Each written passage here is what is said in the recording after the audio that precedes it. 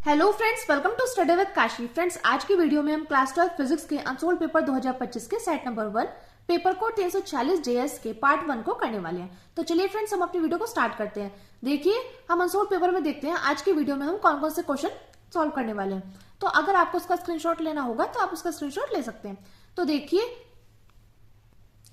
देखिए इंटरमीडिएट परीक्षा 2025 भौतिक विज्ञान और प्रश्न कोड है 346 जेएस।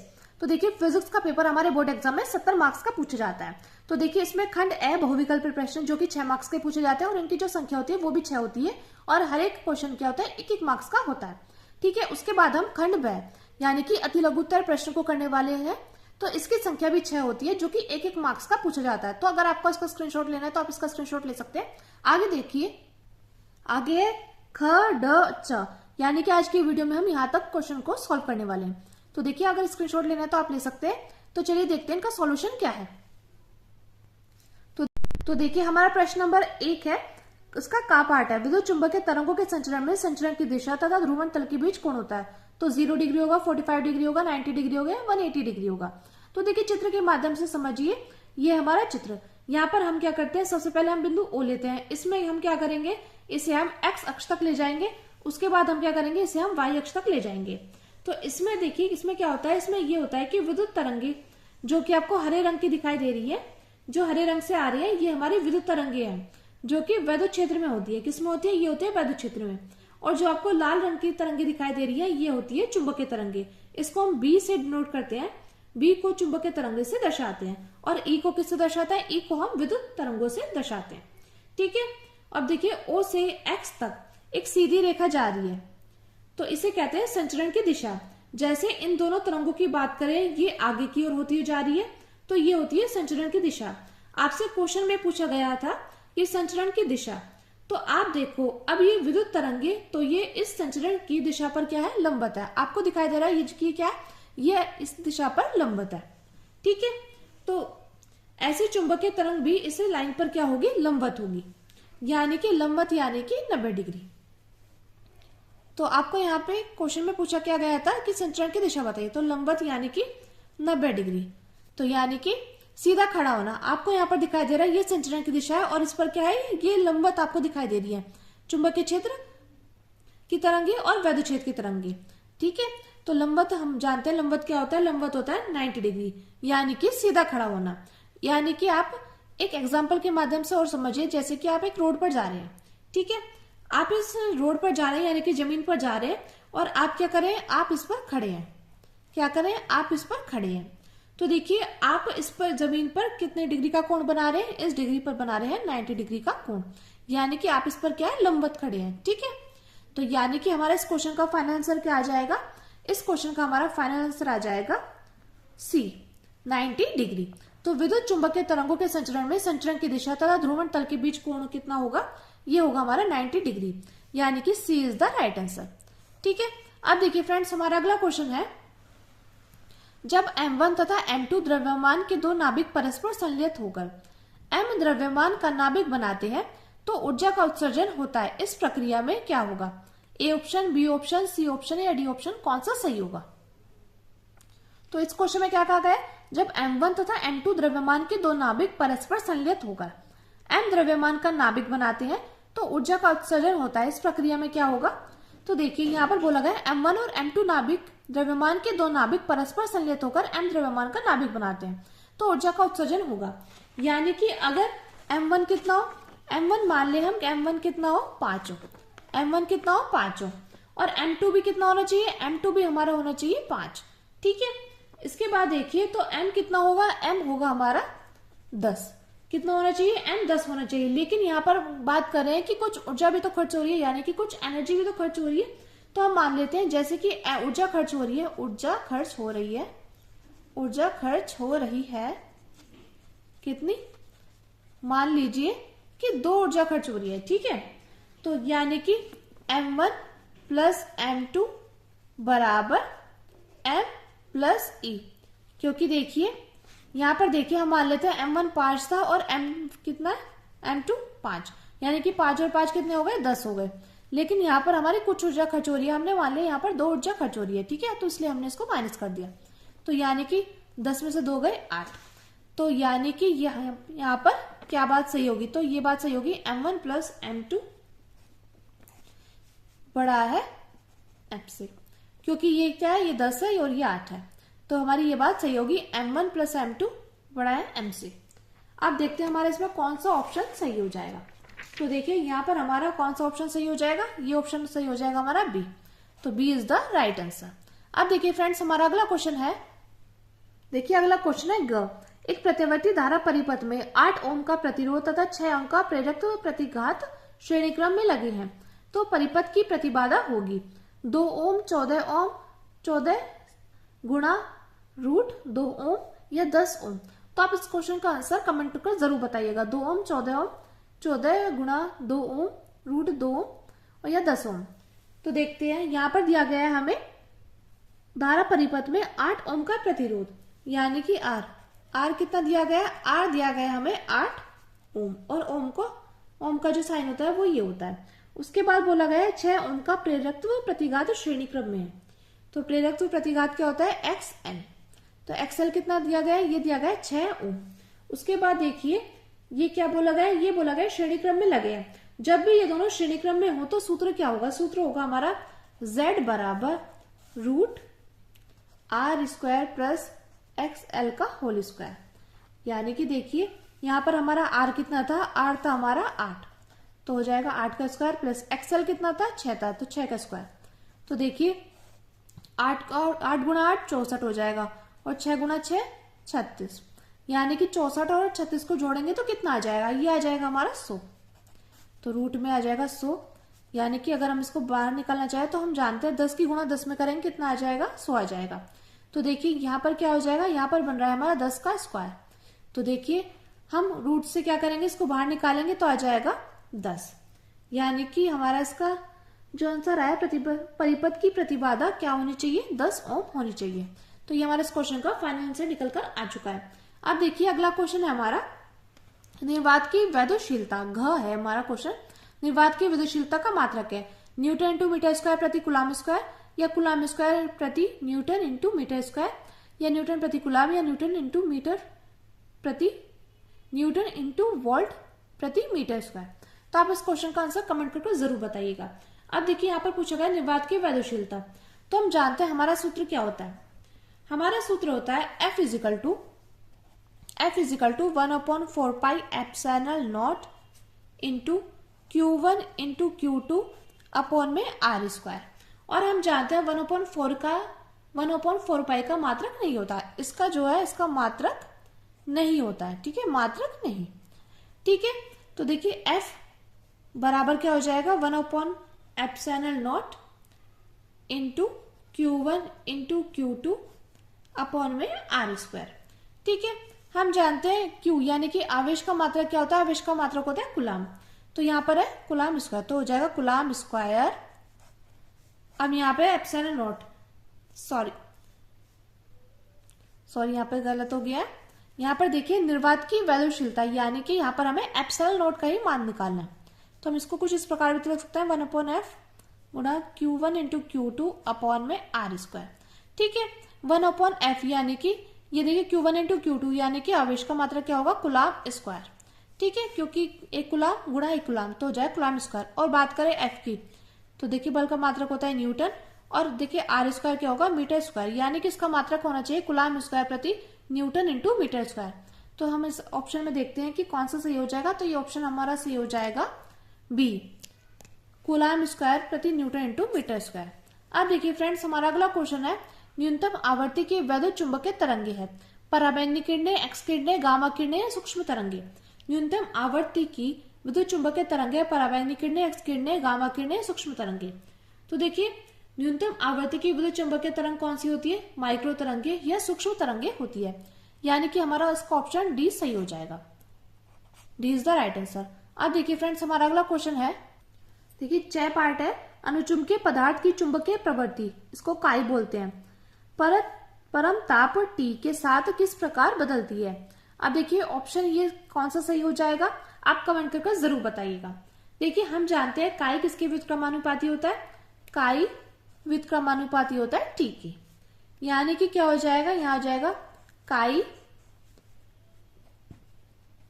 काई समानुपाती टी इनवर्स के, यानी कि कौन सा ऑप्शन सही हो जाएगा, तो ये ऑप्शन हमारा सही हो जाएगा बी। कौन सा ऑप्शन सही हो जाएगा फ्रेंड्स, ये ऑप्शन सही हो जाएगा बी, तो B is the right answer. ठीक है, क्योंकि हम जानते हैं काई समानुपाती किसके है, काई विच क्रमानुपाती है टी के। तो देखिए जब हम काई को समानुपाती करेंगे तो ये टी ऊपर चला जाएगा, तो आ जाएगा टी की पावर -1। अब देखिए फ्रेंड्स हमारा अगला क्वेश्चन है इसका खंड ब अति लघु तरह प्रश्न, जो कि देखिए ये भी 6 मार्क्स के पूछे जाते हैं, जो कि 1-1 मार्क्स के पूछे गए हैं और इनकी संख्या भी 6 होती है। तो प्रश्न नंबर 2 है का पूर्ण आंतरिक परावर्तन से क्या तात्पर्य है, किरण आरेख बनाकर दिखाइए। तो देखिए जब प्रकाश की किरण सघन माध्यम से विरल माध्यम में जाते हुए क्रांतिक कोण C से बड़े कोण पर आपतित होती है, तो प्रकाश की किरण विरल माध्यम में न जाकर सघन माध्यम में लौट जाती है। इस घटना को पूर्ण आंतरिक परावर्तन कहते हैं। फिर से देखिए जब प्रकाश की किरण सघन माध्यम से विरल माध्यम में जाते हुए क्रांतिक कोण C से बड़े कोण पर आपतित होती है, तो प्रकाश की किरण विरल माध्यम में न जाकर सघन माध्यम में लौट जाती है, तो इस घटना को हम पूर्ण आंतरिक परावर्तन कहते हैं। अब देखिए बात करें इसके, देखिए ये हमारा किरण आरेख, तो देखिए इसमें जो सारा खेल है वो है इस आपतन कोण I का। अगर इस आपतन कोण को बड़ा कर दिया जाता है तो वो बन जाता है क्रांतिक कोण C, और इस आपतन कोण को इस क्रांतिक कोण से भी बड़ा कर दिया जाता है, तो प्रकाश की किरण सीधी न जाकर अपने माध्यम से क्या हो जाती है, विचलित हो जाती है अपने माध्यम से, यानी कि वापस लौट जाती है। तो इसको हम क्या बोलते हैं, इसको हम पूर्ण आंतरिक परावर्तन बोलते हैं। अब देखिए फ्रेंड्स हमारा अगला क्वेश्चन है, अगला क्वेश्चन हमारा ख समस्थानिक व संभारिक नाभिकों में अंतर समझाइए। तो देखिए समस्थानिक एक ही तत्व के वे परमाणु जिनके परमाणु क्रमांक समान किंतु परमाणु भार भिन्न भिन्न होते हैं समस्थानिक कहलाते हैं, जैसे 1H1, 1H2, 1H3। फिर से देखते हैं समस्थानिक क्या होता है कि एक ही तत्व के वे परमाणु जिनके परमाणु क्रमांक समान किंतु परमाणु भार भिन्न भिन्न होते हैं समस्थानिक कहलाते हैं। एग्जाम्पल है 1H1, 1H2, 1H3। और बात करें संभारिक की, तो देखिए भिन्न भिन्न तत्वों के वे परमाणु जिनके परमाणु क्रमांक भिन्न भिन्न किंतु परमाणु भार समान होते हैं संभारिक कहलाते हैं, जैसे 6, C14, 7 and 14। उम्मीद करती हूँ फ्रेंड्स आपको अच्छे समझ में आ रहा होगा। और फ्रेंड्स अगर आप हमारे चैनल पर नए हैं तो प्लीज हमारे चैनल को सब्सक्राइब जरूर करिएगा और वीडियो को लाइक शेयर कमेंट जरूर कीजिएगा। अब देखिए फ्रेंड्स हमारा ग पार्ट है ओमीय व अनओमीय प्रतिरोधों के लिए वोल्टा व धारा के बीच ग्राफ खींचिए। तो देखिए ओमीय होगा जिसमें ओम के नियम का पालन होता है, और अनोमीय वो होगा जिसमें ओम के नियम का पालन नहीं होता। तो हमें क्या करना है, हमें इसमें ग्राफ खींचना है, यानी कि ग्राफ बनाना है, इसमें वोल्टा और धारा को भी प्रदर्शित करना है। तो देखिए ये हमने ग्राफ खींचा है, ये है ओमीय का ग्राफ।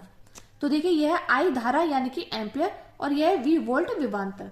तो ये हमारा ओमीय का ग्राफ है। अब बात करें अनोमीय के ग्राफ की, तो ये कुछ इस प्रकार जाता है। तो यह है अनोमीय का ग्राफ, इसमें आई धारा एम्पियर और वी क्या है, वी वोल्ट है विभवांतर। अब देखिए फ्रेंड्स हमारा अगला क्वेश्चन है हमारा घ एक चालक पर 2.4 गुणा 10 की घात -18 कूलाम धनात्मक आवेश है, बताइए कि चालक पर कितने इलेक्ट्रॉनों की कमी या अधिकता होगी। तो देखिए यहाँ पर हमें क्या दिया गया है, यहाँ पर हमें क्यू दिया गया है, यानी कि आवेश दिया गया है। तो देखिए यहाँ पर हम लिखते हैं दिया है क्या दिया है, क्यू बराबर 2.4 गुणा 10 की घात -18, और बताइए कि चालक पर कितने इलेक्ट्रॉनों की कमी या अधिकता होगी। यानी कि हमें यहाँ पर क्या निकालना है, हमें यहाँ पर एन निकालना है। ठीक है, और हम जानते हैं ई यानी कि इलेक्ट्रॉनों पर आवेश कितना होता है, 1.6 गुणा 10 की घात -19 होता है। ठीक है, हम जानते हैं हमारा सूत्र क्या होता है, क्यू बराबर एन ई होता है और एक होता है आई टी। ठीक है, तो हमें यहाँ पर क्या निकालना है, हमें निकालना है, बताइए कि चालक पर कितने इलेक्ट्रॉनों की कमी होगी, यानी कि हमें यहाँ पर ये वाला सूत्र लेना होगा, क्यू बराबर एन ई वाला। तो देखिए हमें यहाँ पर क्या निकालना है, हमें निकालना है एन। तो क्यू बराबर एन ई, यानी कि हो जाएगा एन बराबर क्यू अपॉन ई। तो हम अब इसमें अपनी वैल्यू को पुट कर देते हैं। ठीक है, तो एन बराबर हो जाएगा क्यू अपॉन ई। तो देखिए एन बराबर क्यू क्या है, क्यू है 2.4 गुणा 10 की घात -18, और बात करें ई की, इलेक्ट्रॉनों पर आवेश 1.6 गुणा 10 की घात -19। तो देखिए इससे कितने बार में जाएगा, बार में, और देखिए कितने बार में जाएगा, ये जाएगा 2 8 16, 2 1 2, 2 3 4, 4 दूनी 8, 4 3 12। तो ये कितना हो गया, ये हो गया 3/2। अब देखिए ये था 10 की घात -18। ठीक है, -18, अब ये -19 ऊपर चला जाएगा, हो जाएगा प्लस के 19। तो यानी कि प्लस माइनस माइनस, और जो साइन आएगा वो आएगा बड़े डिजिट का, तो आ जाएगा 1। यानी कि यहाँ पर हो जाएगा गुणा 10 की घात 1। यानी कि इसको हम कुछ इस प्रकार भी तो लिख सकते हैं, तो यह आ जाएगा 15। ठीक है, तो 15 क्या है, 15 आया हमारा प्लस का। क्या है फ्रेंड्स, ये जो 15 आया है ये आया हमारा प्लस का। तो देखिए अगर n का मान माइनस आता तो होती इलेक्ट्रॉन की अधिकता, लेकिन n का मान क्या है, n का मान आया है हमारा प्लस में, तो इसलिए यहाँ पर होगा इलेक्ट्रॉनों की कमी। क्या हो जाएगा, तो यहाँ पर आंसर हमारा 15 इलेक्ट्रॉनों की कमी है, 15 इलेक्ट्रॉनों की कमी है। ठीक है फ्रेंड्स, ये हमारा इस क्वेश्चन का फाइनल आंसर निकल कर आ चुका है। अब देखिए हमारा अगला क्वेश्चन है, किसी प्रत्यावर्ती धारा परिपथ में एक वोल्टेज V, समीकरण V बराबर 40 साइन 100 पाई टी वोल्ट द्वारा प्रदर्शित होता है। यहाँ t सेकंड में है, समय वोल्ट का ग्राफ उचित पैमाने पर पूरे चक्र के लिए बनाइए। तो देखिए फ्रेंड्स, हमारे इस क्वेश्चन का सॉल्यूशन होगा, यहाँ पर देखिए किसी प्रत्यावर्ती धारा परिपथ में एक वोल्टेज V, समीकरण हमें दी गई है V equal to 40 sine bracket में 100 पाई टी वोल्ट द्वारा प्रदर्शित होता है। तो यहाँ t सेकंड में है, तो समय वोल्ट का ग्राफ उचित पैमाने पर पूरे चक्र के लिए बनाइए। तो V कितना दिया गया है, V दिया गया है हमें 40 साइन 100 पाई टी दिया गया है। ठीक है, तो देखिए हम जानते हैं हमारा सूत्र क्या होता है, सूत्र होता है V equal to V not sine pi omega t से हम क्या करेंगे, इसकी तुलना कर देंगे। हम यहाँ पे लिखते हैं इसे तुलना करने पर, तुलना करने पर। तो यहाँ पर हमारा V नोट क्या हो जाएगा, V नोट हो जाएगा हमारा 40, V नोट बराबर हो जाएगा 40, और बात करें ओमेगा की हो जाएगा 100, और बात करें टी की तो ये टी का टी ही रहेगा। तो देखिए हमें क्या करना है, हम इसमें देखिए ओमेगा बराबर क्या हो जाएगा, हम जानते हैं ओमेगा बराबर होता है 2 पाई अपॉन टी के। तो हम यहाँ पर वैल्यू को पुट कर देते हैं। तो देखिए यहाँ पर क्या निकल कर आ जाएगा, ओमेगा बराबर है 100, और देखिए 2 पाई, यानी कि 2 पाई ऐसा कैसे लिख कर आएगा, और अपॉन में टी, तो टी क्या है, टी हमारा टी ही है। तो देखिए यहाँ पर हो जाएगा, और देखिए ये कितना था, ये था हमारा 100 पाई, ये भी था 100 पाई। तो इस पाई से ये पाई कैंसिल हो जाएगा, तो यहाँ क्या आ जाएगा, यहाँ आ जाएगा हमारा 100 गुणा टी बराबर 2, यानी कि टी बराबर हो जाएगा 2/100, यानी कि हो जाएगा 0.02 सेकेंड। तो देखिए समय वोल्ट का ग्राफ उचित पैमाने पर हमें पूरे चक्र के लिए बनाना है। किसके लिए बनाना है, पूरे चक्र के लिए बनाना है। तो देखिए यहाँ पर हमें ये समीकरण दी गई थी, और हम जानते हैं हमारा सूत्र यह है, हमने इसको इससे तुलना कर दी। तो V नोट हो गया 40, ओमेगा बराबर हो गया 100 पाई, टी बराबर आ गया टी। अब देखिए हम जानते हैं ओमेगा बराबर होगा 2 पाई अपॉन टी, तो हमने आपसे क्या किया, हमने यहाँ से टी यानी कि समय निकाल लिया है। तो कितना निकल कर आया, तो समय आया उचित पैमाने के लिए यानी कि पूरे के लिए 0.02 सेकेंड। अब हमें क्या करना है, हमें इसको ग्राफ के थ्रू समझाना है, यानी कि हमें इसका ग्राफ बनाना है। तो देखिए ये हो जाएगी हमारी, इसको मान लेते हैं हम O। ठीक है, अब ये देखिए कुछ इस प्रकार जाएगी, यहाँ पर देखिए, यानी कि अपना क्या करेगी, पूरा टाइम होगा यहाँ पर, यानी कि पूरे चक्कर में कितना टाइम होगा, ये हो जाएगा 0.02 सेकेंड। और बात करें आधे चक्कर में, तो आधे चक्कर में कितना होगा, 0.01 सेकेंड। ठीक है, तो हमारा इस क्वेश्चन में पूछा गया पूरे चक्र के लिए, तो पूरे चक्र के लिए पूछा गया तो 0.02 सेकेंड। अब देखिए फ्रेंड्स, हमारा लास्ट क्वेश्चन है हमारा, हाइड्रोजन परमाणु में इलेक्ट्रॉन नाभिक के चारों ओर प्रति सेकंड 6 गुणा 10⁻15 चक्कर लगाता है, तो वृत्तीय पथ के किसी बिंदु पर धारा का मान क्या होगा। तो देखिए हम जानते हैं एक चक्कर लगाने पर इलेक्ट्रॉन पर आवेश कितना होता है। तो देखिए एक चक्कर लगाने पर इलेक्ट्रॉन पर आवेश कितना होता है, तो ये होता है हमारा 1.6 गुणा 10⁻−19 कूलाम होता है। तो यहां पर क्या बोला गया, यहां पर बोला गया हाइड्रोजन परमाणु के इलेक्ट्रॉन नाभिक के चारों ओर प्रति सेकंड, क्या है यहाँ पर, प्रति सेकंड 6 गुणा 10⁻15 चक्कर लगाते हैं। तो एक चक्कर में तो 1.6 गुणा 10⁻−19 कूलाम। अब यहाँ पर बोला गया 6 गुणा 10⁻15 चक्कर लगाते हैं।